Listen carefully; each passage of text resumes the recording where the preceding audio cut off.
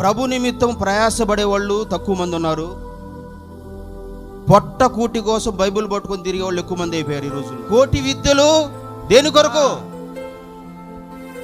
కోటి విద్యలు కూటి కొరకని బైబిల్ పట్టుకొని కూడా కూటి కొరకు ప్రయత్నించే వాళ్ళు ఉన్నారు.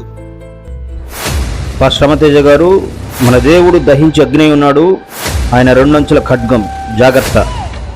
నువ్వు పేర్లు పెట్టి పిలవడం ఆపు అంటున్నారు, ఆపేయాలా? అరే దేవుడు ఇలా ప్రజెన్స్ నాకు చెప్పు చెప్పు అంటున్నాడు యేసయ్య. ఇప్పుడు అమ్మాయి నడుచుకుంటూ వస్తుంటే చెప్పు అంటున్నాడు. నేనేం చేయాలి? దేవుడిచ్చి అభిషేకాన్ని ఆపుకోవాలా? వద్దు యేసయ్య అని చెప్పాలా? చెప్పండి ప్రజలారా, చెప్పండి. మీరు పేర్లు పెట్టి పిలవటంలో తప్పేం లేదు. మన యేసయ్య కూడా పేర్లు పెట్టి పిలిచాడు, అద్భుతాలు చేశాడు.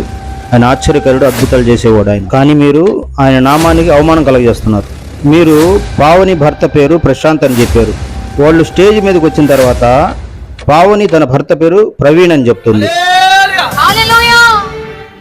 ఒకదాన్ని వచ్చావా ప్రశాంత్? వచ్చావా ప్రశాంత్? ఏం పేరు నీ పేరు? పావని అన్నయ్య. ప్రవీణ్.